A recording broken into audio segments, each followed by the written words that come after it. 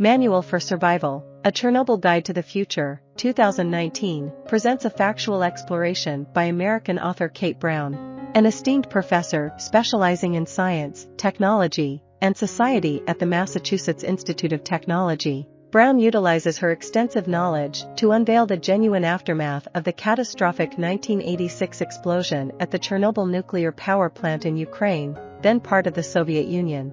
Through a decade of thorough research, Brown unveils the disconcerting truth, a deliberate concealment of the staggering surge in cancers, birth defects, and child mortality caused by the radiation stemming from the Chernobyl disaster, orchestrated by scientists and bureaucrats both within the Soviet Union and internationally.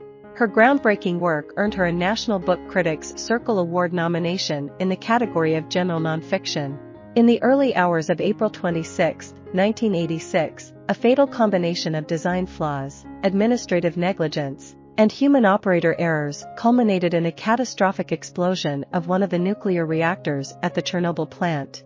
The resulting inferno, reaching temperatures nearly comparable to the sun's surface, possessed such ferocity that it forcibly breached the 2,000-ton lid to the reactor chamber. This breach released 7 tons of highly radioactive material into the atmosphere. The blaze raged on for months before gradually cooling, allowing the construction of an immense containment structure around the decimated reactor, ultimately stemming the release of radiation. In Moscow, a clandestine radiation hospital was established to care for over 200 plant workers and firefighters who had been present during the immediate aftermath of the explosion. Tragically, more than 30 of these individuals succumbed to excruciating deaths as a result of acute radiation syndrome. During the initial 4 months post-explosion, Moscow hospitals alone treated 15,000 individuals displaying symptoms linked to radiation poisoning. An additional 40,000 received medical attention in the Soviet republics of Belarus and Ukraine. Remarkably, half of those admitted to Belarusian hospitals were children, underlining the extent of the tragedy's impact. Amidst the evacuation of residents from the designated zone of alienation, encompassing more than 1,000 square miles around the Chernobyl blast site, approximately 600,000 emergency personnel were dedicated to the extensive cleanup efforts within this zone over subsequent months and years.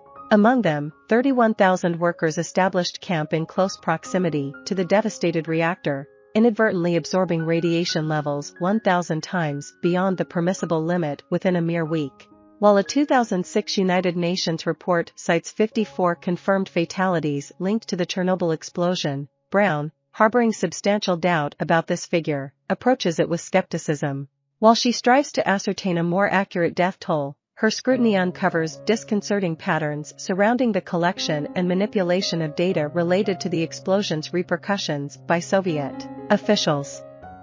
In her meticulous examination of archival records, Brown identifies substantial alterations and manipulations to reports issued by on-site scientists as they made their way through the Soviet bureaucratic hierarchy.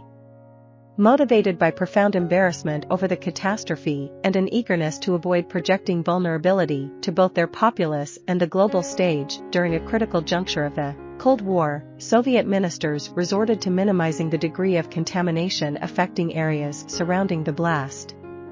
Brown also sheds light on several previously undisclosed episodes of radiation sickness. One striking example involves 298 workers at a wool factory situated 50 miles from Chernobyl.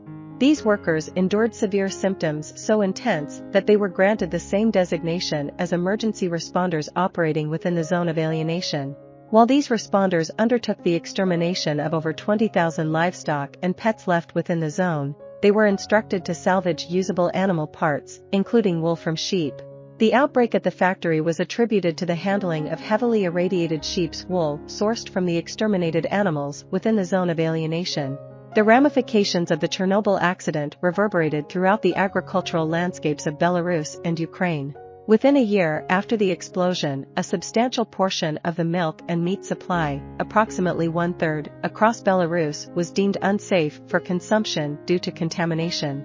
This proportion of contamination escalated even further over the ensuing year. Remarkably, in certain regions of Ukraine, even those located outside the designated contamination zone, up to 90% of the milk was found to carry traces of contamination. Delving into the examination of local wildlife's response to the explosion, Brown ventured into the zone of alienation herself.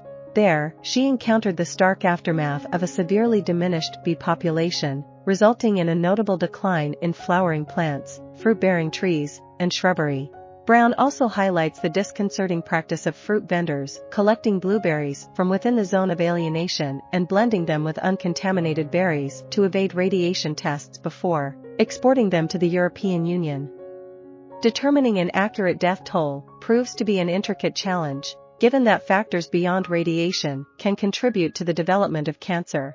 Presently, Ukraine extends state benefits to around 35,000 widows and widowers whose partners seemingly succumbed to illnesses linked to Chernobyl-related radiation exposure. Contrary to the official figures, numerous scientists interviewed by Brown estimate the death toll to be significantly higher, approaching 150,000 in Ukraine alone. In a review by the Irish Times, this riveting and unsettling book offers a candid perspective on the Chernobyl disaster, highlighting the indelible repercussions that transcend artificial borders. I hope you enjoyed this video. Leave a like if you did and be sure to subscribe. Thank you.